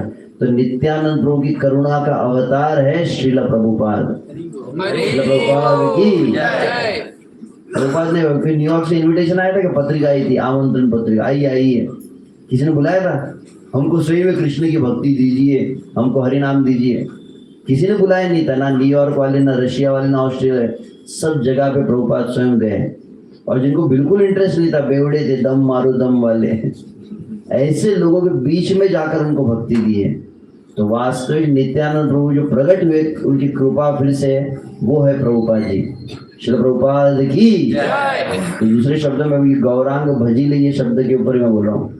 गौरांग भजिले मतलब गौरांग की सेवा, गौरांग की सेवा नित्यानंद प्रभु करते हैं। तो नित्यानंद प्रभु की सेवा और नित्यानंद प्रभु की करुणा की रूप कौन सा है? प्रभुपाद जी। तो प्रभुपाद की जो सेवा करते हैं, तो दुष्ट भाव मतलब कौन सा? तो दुष्ट भाव मतलब काम, क्रोध, ईर्ष्या, द्वेष, वो नहीं। दुष्ट भाव मतलब श्री कृष्ण से विमुख, हम कृष्ण को भूले हुए, कृष्ण के प्रति परायपन है, कृष्ण अपने नहीं लग रहे। तो यह जो हमारा दोष है, ये चला जाएगा। कृष्ण की इच्छा, कृष्ण की लालसा हमारे मन में जागृत होगी। कैसे? जो व्यक्ति नित्यानंद प्रभु की सेवा करेगा, उसके मन में तुरंत श्री कृष्ण की लालसा होगी। और क्या परिणाम है? अल्पदीने ब्रज धामे राधा कृष्ण पाय। बहुत अल्प दिन में कितने अल्प दिन मतलब महीने रहते, साल रहते तो बात हो रहा है ना। अगर समझो 5 साल कह रहे तो 5 साल के लिए अल्प दिन बोलेंगे क्या? बोलेंगे बहुत कम सालों में। या बोलना अगर 6 महीने अगर कहना है तो क्या कहना पड़ेगा? बहुत कम, 4-6 महीने में। महीने से भी कम अगर गिनती करनी है तब शब्द आता है अल्प दिने। अल्प दिने मतलब बहुत कम दिन में, जिसकी हम कल्पना नहीं कर सकते। बहुत कम दिन में तुरंत आपको वृंदावन धाम में डायरेक्ट राधा कृष्ण की सेवा का अधिकार प्राप्त हो जाता है। हरि बोल।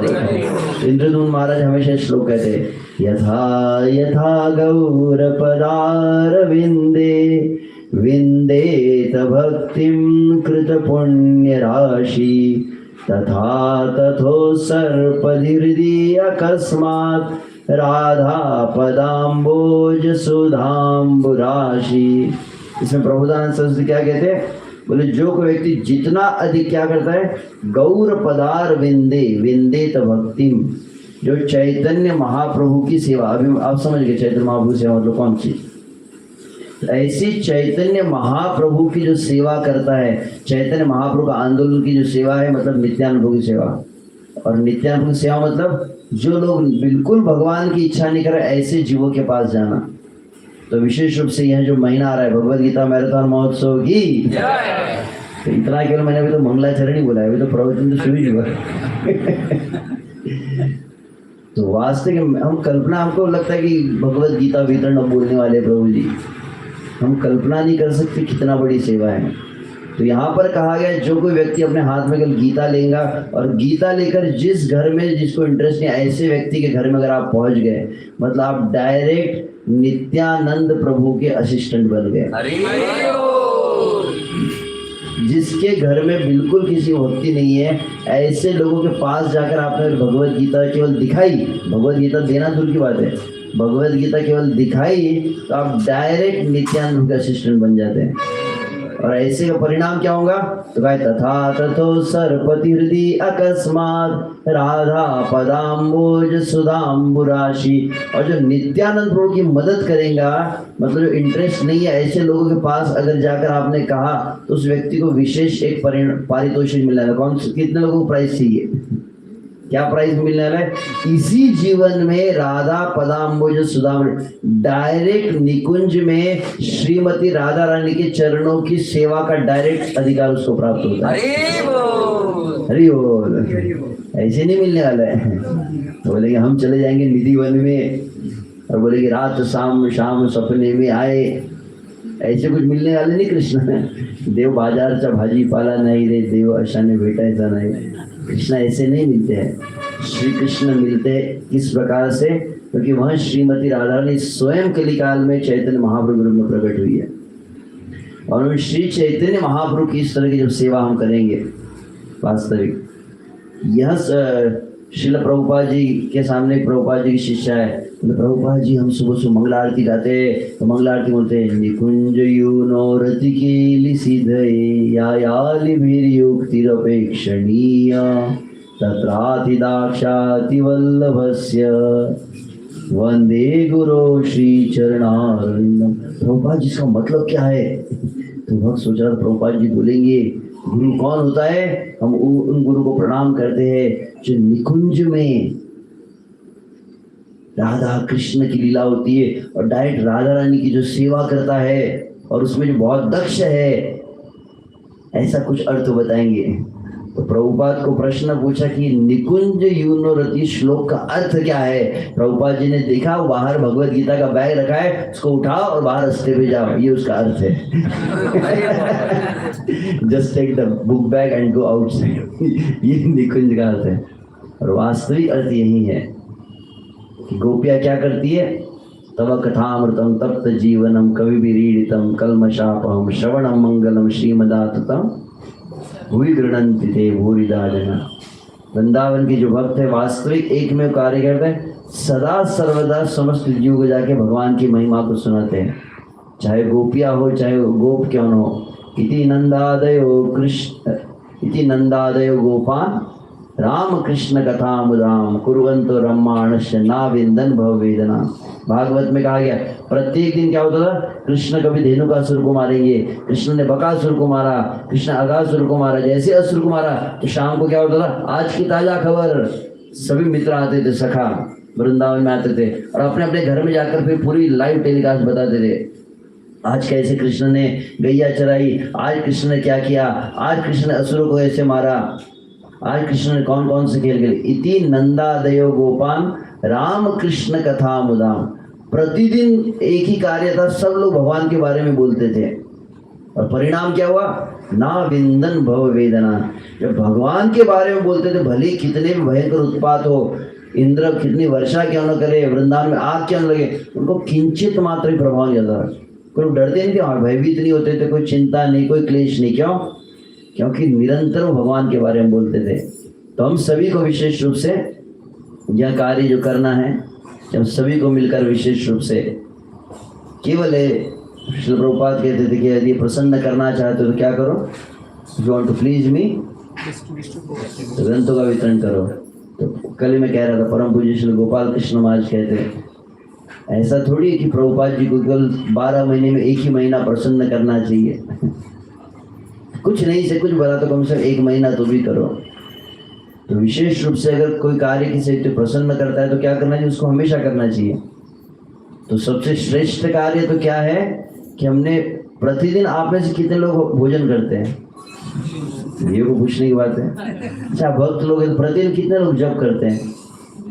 तो जैसे दैनंदिन आप शरीर के लिए कोई कार्य करते हैं, दैनंदिन जैसे आप साधना करते हैं, वैसे प्रतिदिन हमें कुछ न कुछ कृष्ण भावना का प्रचार करना ही चाहिए, किसी न किसी जीव को। जैसे परम पूज्य शिवराम स्वामी महाराज कहते हैं, फेसबुक में उनका पोस्टर आया था और हमारे अमरावती मंदिर में उन्होंने ब्रह्मचार्य आश्रम में पोस्टर को लगा दिया प्रिंट निकाल के। इसमें उनका शिवराम महाराज का एक ही वाक्य है, प्रत्येक दिन के अंत में स्वयं से प्रश्न पूछो, आज पूरे दिन मैंने श्रील प्रभुपाद के लिए क्या किया। अब रोज गुरु पूजा बता रहे थे ना, गुरु पूजा अंत में क्या किया? सभी फूल ले रहे थे और पूरे से हम प्रभुपाद जी की आरती करते, फूल अर्पण करते हैं। तो वहाँ पर श्री राम महाराज कहते फूल अर्पण करना कि भाव क्या होता है? जब हम पुष्प प्रभुपाद जी को अर्पण करते हैं, इसका मतलब क्या हुआ कि कल पूरा 24 घंटे, कल की गुरु पूजा से आज की गुरु पूजा तक 24 घंटे में मैंने जितना कुछ की सेवा, जितना मैंने जप किया, जितनी मैंने सेवा की प्रभुपाद जी, और जितने घंटे में सोया वो थोड़ी प्रभुपाद जी को हम देने वाले।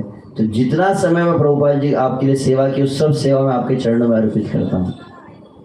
ऐसे खाली पीली भूल नहीं देना चाहिए, भाव में जय प्रभुपाद हम कह के प्रतिदिन पूछना चाहिए। वे श्रील प्रभुपाद जिन्होंने हमें हरि नाम दिया, जिन्होंने हमें ये हरे कृष्ण आंदोलन दिया, जिन्होंने गीता दी, जिन्होंने भागवत दिया, जिन्होंने तिलक दी, जिन्होंने कंठी दिया, सब कुछ हमें जो प्राप्त हुआ है प्रभुपाद जी की कृपा से, तो वो श्रील प्रभुपाद के लिए हम क्या करना चाहिए इस तरह से। तो ये विशेष रूप से जब चैतन्य महाप्रभु दक्षिण भारत में गए और दक्षिण भारत में ब्राह्मण मिला, क्या था, कुरुम ब्राह्मण, तो चैतन्य महाप्रभु पूछा कि चैतन्य महाप्रभु जैसे कीर्तन करने लगे तो भाव में विभोर हो गया, और चैतन्य महाप्रभु जैसे घर से जाने लगे तो तुरंत उसने कहा कि नहीं नहीं चैतन्य महाप्रभु मैं भी आपके साथ चलूंगा। क्यों? बोले घर गृहस्थी में बहुत मोह माया है क्या? साक्षात्कारी जीव दिख रहे, एकदम तुरंत सही ला दिया बोले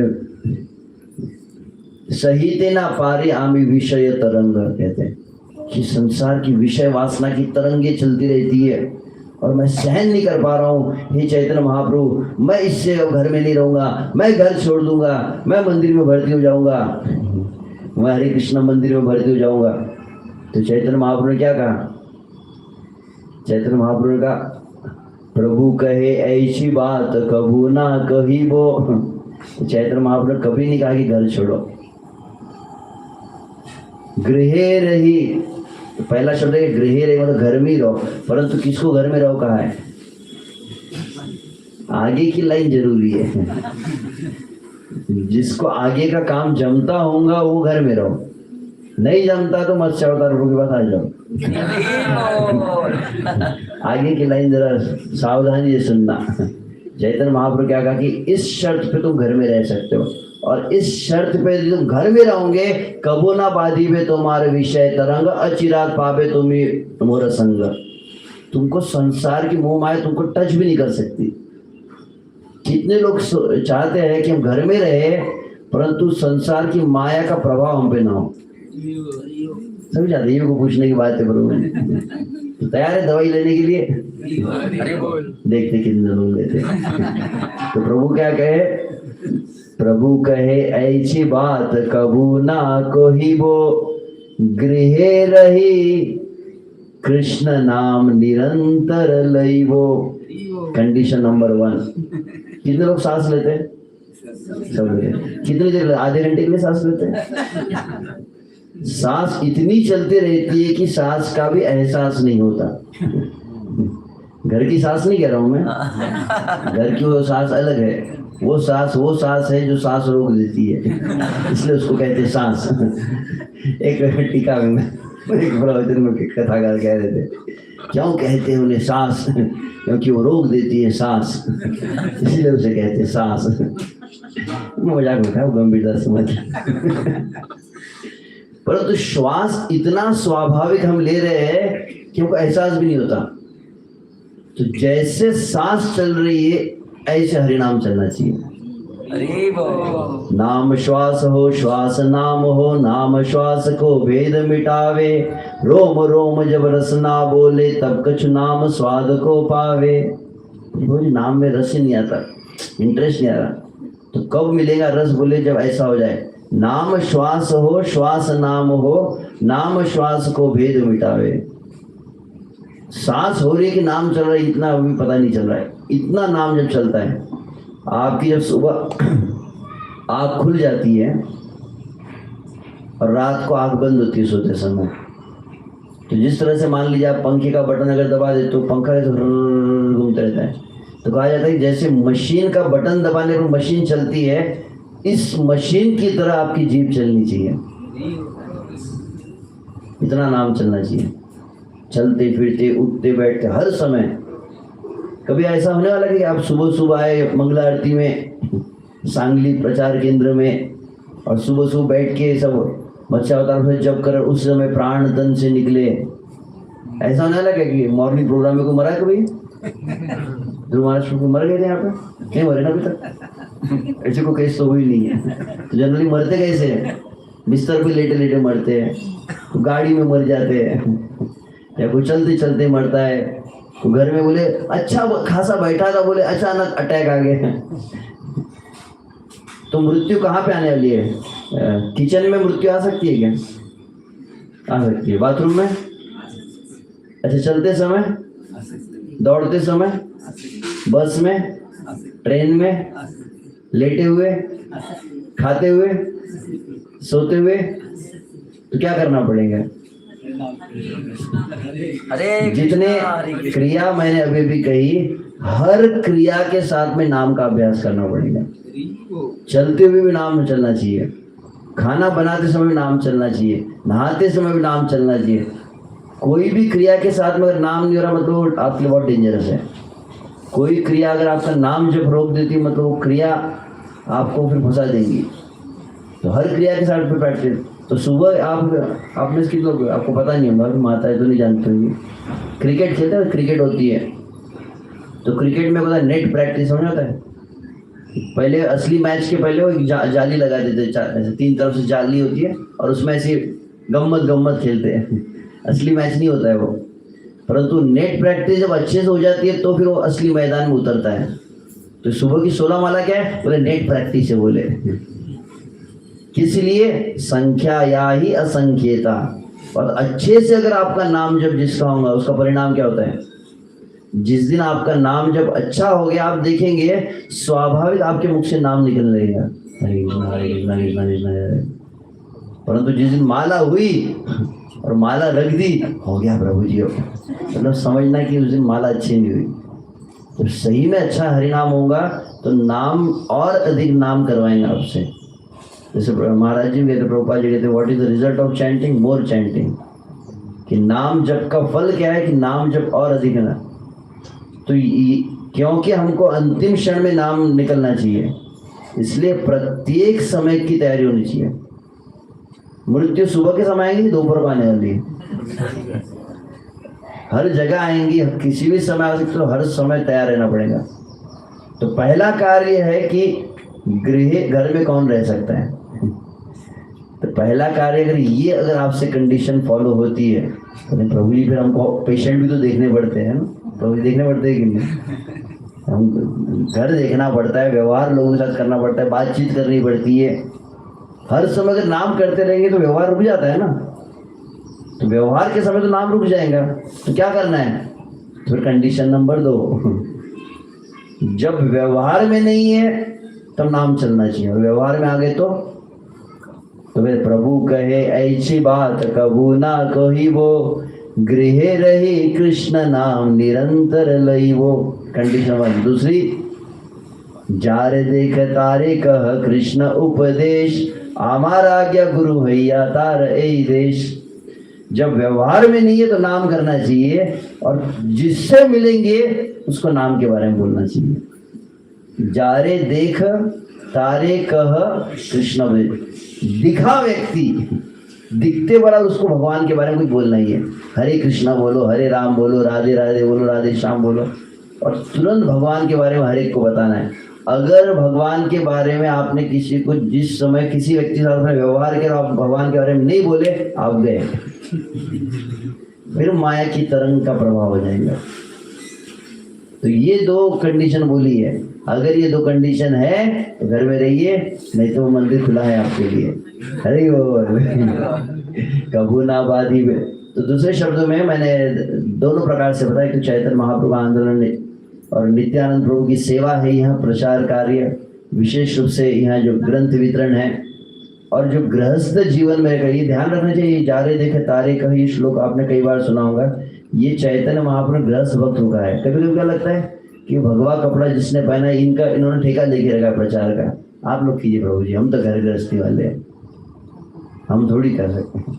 परंतु चैतन्य महाप्रभु आप देखें, नित्यानंद प्रभु शादी करने के लिए क्यों गए? वास्तविक प्रचार गृहस्थ ही करते हैं। सन्यासी ब्रह्मचारी से प्रवचन देंगे, वो थोड़ी सभी घर पे जाके मिलते हैं। वास्तविक जारे देख तारे कह, यह जो शब्द है ये चैतन्य महाप्रभु ने गृहस्थ को कहा है। नित्यानंद प्रभु कहा हमारा दुष्कर कार्य तोमा हित है। नित्यानंद प्रभु शादी जब हुई तो कहा कि अब तुम जाकर बंगाल में प्रचार करो, क्योंकि जो मैं नहीं कर सकता तुम कर सकते हो। हमारा दुष्कर कार्य कहा। तो इस तरह से तो यहाँ पर सांगली में सभी भक्त है, आप सभी को बहुत धन्यवाद। बाबू देखा ही नहीं, लाइट चमक रहा था। घड़ी को थोड़ा सा नीचे रखना चाहिए, तुम्हें ऊपर रहे तो नजर नहीं जाती। देखा ही, मुझे 9 बजे का टाइम दिया था तो तुम्हें सब बाउंड्री क्रॉस कर दिया, अपनी सीमा को लांग दिया, इसलिए क्षमा चाहता हूँ। तो आप सभी आशीर्वाद दें। तो विशेष रूप से यह जो मास आ रहा है अभी, तो कार्तिक मास में तो बहुत आपने ईश्वर दामोदर की कृपा प्राप्त की। तो कार्तिक मास मतलब जिसको ऊर्जा व्रत कहते हैं, श्रीमती राधा रानी की कृपा प्राप्त करने के 1 महीना रहता है, इसको कहते हैं ऊर्जा व्रत कहा जाता है।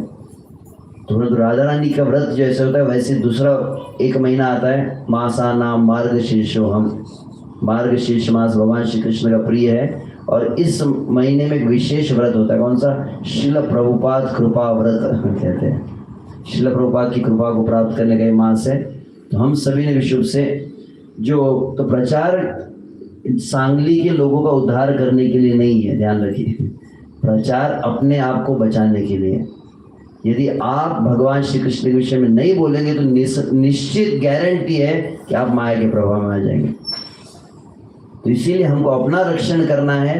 तो हमें सदा प्रतिदिन हम जैसे साधना करते हैं, हमारे पुणे में अध्यक्ष है राधेश्याम प्रभु, आप लोग जानते हैं, नाम सुना होगा। और राधेश्याम प्रभु एक नियम बनाया, क्योंकि धीरे धीरे हम क्या करते हैं, जब प्रचार बढ़ने लगता है, हमको मंदिर बनाना है, हमको कलेक्शन करना है, ये सेवा है वो सेवा है, हमको आरती करना है, तो ये सब सेवा के चक्कर में एक सेवा छूट जाती है। कौन सी? बोले कि संकीर्तन नहीं करते हैं, नगर संकीर्तन और ग्रंथ वितरण भूल जाते हैं। तो पुनः उन्होंने नियम बनाया इसे, प्रतिदिन जैसे आप जब करते, प्रतिदिन आप जैसे मंगला आरती करते, प्रतिदिन गुरु आधा घंटा क्यों ना हो किताब प्रभुपाद जी की लेकर बाहर जाना चाहिए। हर एक व्यक्ति ने, आप किराने में जा रहे कहीं, मैं जानता हूँ नागपुर में हमारे एक विद्यार्थी थे, जब मैं विद्यार्थी था उस समय 25 साल पहले की बात है, वो इंजीनियरिंग कॉलेज पढ़ते थे, और इंजीनियरिंग के वो जो कॉलेज में जाते थे बैग ले जाते थे, उसमें 4-5 प्रभुपाद जी किताब हमेशा रखती थी। जहाँ पर भी किसी मिले तो पहले बैग में से प्रभुपाद किताब निकालेगी, उनका नियम था। चाहे पेट्रोल पंप पे भी खड़े रहेंगे, आप देखिएगा पेट्रोल भराना बाद में उसको पहले किताब दिखा देते। कॉलेज में जाते थे, प्रोफेसर से बात करते उसको किताब दिखाने लगते थे। प्रोफेसर परेशान हो गए थे, बोले ये गीता लेके आ जाता है बोले कॉलेज में। वो तो हर किसी को दिखा देते हैं। उनको शर्म नहीं करना है। बाहर के लोग तो नंगा नाच कर रहे हैं, दुनिया भर का हॉलीवुड बॉलीवुड, उनको शर्म नहीं रही अभी। ट्रेन में आप चले गए तो ट्रेन में आजकल शर्म नहीं आती। पता नहीं कोई लड़के जिससे बैठते हैं, तो संसार में लोग पाप करने के लिए शर्म नहीं कर रहे, तो हम भगवान के विषय बोलने के लिए शर्म करें।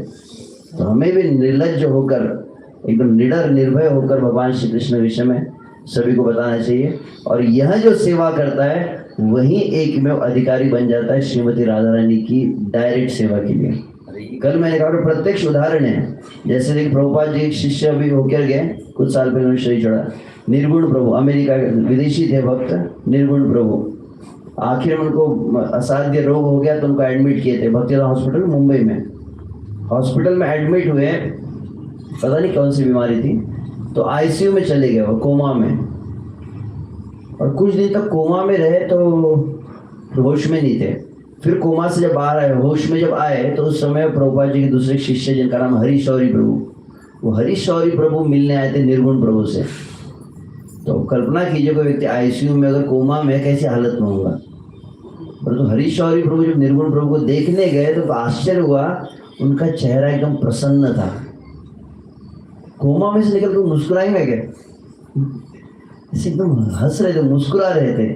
तो कुछ तो गड़बड़ है। तो गए वो पास में, बोले कि कैसी तबीयत, कुछ अनुभव बताओ। क्या कहा उन्होंने, निर्गुण प्रभु ने? मैंने देख लिया। क्या देखा उन्होंने? कोमा में आईसीयू जब, तो उन्होंने क्या देखा कि डायरेक्ट भगवान के धाम में राधा कृष्ण की लीला हो रही है, और उसमें वो भगवान की विशेष गोपी है, और वह भगवान के लिए फलों का रस बना रही है। पहले मैं गुलाबी रंग का ऐसा रस मैं बना रही थी, ये उन्होंने देखा। और आगे चलकर फिर उनको तुरंत लेकर गए, मायापुर में ले गए थे। मायापुर में भक्तों ने कीर्तन करके उन्होंने शरीर त्याग किया। और निर्गुण प्रभु की विशेषता क्या थी? वो क्या बड़े बड़े प्रवचन दिए उन्होंने कि बड़ा मंदिर बनाया? उन्होंने जीवन भर एक कार्य किया, रास्ते पे खड़े होकर किताब बेचते थे, केवल यही सेवा की। बहुत बड़ा ऐसा नहीं कि वृंदावन में जाके कोई निधिवन में बैठे थे वो। उन्होंने केवल ग्रंथ वितरण किया। और तो भगवान हमारा स्वरूप है, भगवान की लीला में प्रवेश हमें भगवान की कृपा से प्राप्त होता है। हम अपने सामर्थ्य से प्राप्त नहीं। मैं जाऊंगा और ऐसा जप करूंगा, ऐसा जप करूंगा, पूरे वृंदावन को हिला के रख दूंगा और भगवान प्रकट हो जाएंगे। ऐसे कुछ आने वाले भाजी पाला है सर भोड़ तो नहीं आने वाले। भगवान की लीला प्रकट होती है, प्रकाशित होती है। और कैसे प्रकाशित होती है? तो यह उपाय बताया गया, राधा पदाम्बुज सुधाम्बुराशि। तो ऐसे कई कथा है। प्रभुपाद जी कई शिष्यों ने सुदामा प्रभु की हम लीला सुनते। प्रभुपाद जी श्री सुदामा महाराज क्या कि जापान में ग्रंथ वितरण के लिए गए थे। प्रभुपाद ने कहा जापान में कौन जाएगा? कोई जाने के लिए तैयार नहीं था। प्रभुपाद ने कहा कोई जाइए, जापान में माया बहुत है, काफी चकाचौंध है, तो इसलिए कोई जाने को तैयार था। प्रभुपाद ने कहा कि जो जापान में जाकर ग्रंथ वितरण करेगा मैं उसको भगवान के धाम लेके जाऊंगा। तब सुदामा, उस समय सुदामा महाराज थे, वो सन्यासी थे, उन्होंने हाथ ऊपर किया, मैं जाऊंगा प्रभुपाद जी। और सही में हो गए और जापान में जाकर उन्होंने ग्रंथों का वितरण किया। तो जो भी हो, बाहर से हमको दिखेगा कि अचानक माया का प्रभाव आ गया, फिर धीरे धीरे वो माया के प्रभाव में आ गए। अकेले थे, एक जवान व्यक्ति था, संन्यास छूट गया, वो भक्ति को छोड़ के चले गए, फिर नशे में लग गए, जो हो गया। तो कई साल के बाद में प्रभुपाद भी, कई साल के बाद में एक बार जब वहाँ पे इस्कॉन मंदिर जब वो बन गया और वहां पर एक बूढ़ी औरत वहां पर आई और जैसे मंदिर में दर्शन करने आई तो देखा प्रभुपाद जी के विग्रह जैसे। कौन है ये, कौन है? ये तो प्रभुपाद जी है। बोले यही तो आए थे, यही आए थे। बोले कहाँ आए थे? तो वो औरत जो इस्कॉन में बाप जन्म में कभी गई नहीं है, इसने प्रभुपाद जी को देखा नहीं, प्रभुपाद जी की मूर्ति को देखे ये व्यक्ति आए थे। कहाँ आए थे? बोले मेरे सपने में आए थे। और वो औरत कौन थी? वो और कोई नहीं, सुदामा महाराज की उनकी माँ थी। और आके क्या कहा, मेरा सुदामा कहाँ है, मैं उसको लेके जाने के लिए आया हूँ। और प्रभुपाद जी उसके कुछ दिन बाद सुदामा जो प्रभु थे, सुदामा महाराज थे, उन्होंने शरीर छोड़ दिया, तो भगवान के धाम गए। परंतु कैसे गए? तो बोले क्योंकि उन्होंने ग्रंथ वितरण किया था जापान में। भले ही बाद में वो भक्ति में नहीं रहे हो, परंतु जब उनकी वो कुछ बीमारियां हो गई और फिर उन्होंने जैसे शरीर छोड़ने लगे, तो उस समय कहा जाता है कि प्रभुपाद जी उनको लेकर गए। खुद प्रभुपाद जी आए थे लेने के लिए। तो उसकी कथाएं है। तो श्रील प्रभुपाद की तो आप सभी अवश्य प्रभुपाद जी की बहुत अच्छी सेवा कर रहे हैं। आपण सर्व खूप चांगली सेवा करत आहात इथे सांगलीमध्ये। तर आपण सर्व मला आशीर्वाद द्या, मी फक्त प्रवचनच देत राहतो। आपण सर्वांच्या आशीर्वादाने मी पण काही सेवा करू शकणार। बोलणं सोपी आहे पण स्वतः काही करत नाही मी, फक्त एकच सेवा करतो, बोलत राहतो। तिथे काम दिलं। तर खूप खूप धन्यवाद आपण सर्वांचं। क्षमा असावी थोडं जास्त वेळ घेतला। हरे कृष्ण। काही टीका टिप्पणी असेल तर काय प्रश्न आहे? वेळ पण बघून घ्या, भूक लागली असेल। एक प्रश्न घेऊ शकतो। 10 नाम अपराध में 9वां नंबर है अश्रद्धाळू कृष्ण नामाच्या महिमेचा उपदेश करणं। आणि तुम्ही म्हणतात की सर्वांना जाऊन पकडा। अंतर आहे त्याच्यामध्ये। कालच मी बोललो, कोण प्रश्न विचारलो होता पंढरपूरमध्ये पण सुद्धा हाच प्रश्न कोणी विचारला काल मला। त्याचा अर्थ समजायला हवं की अश्रद्धाळू कृष्णांच्या महिमेचा प्रचार करण्याचा अर्थ असा आहे की ज्याची जितकी श्रद्धा आहे तितकं त्याला द्यायचं आहे। तो 5वी वर्गातला विद्यार्थ्याला 10वीचं गणित तुम्ही सांगू शकत नाही।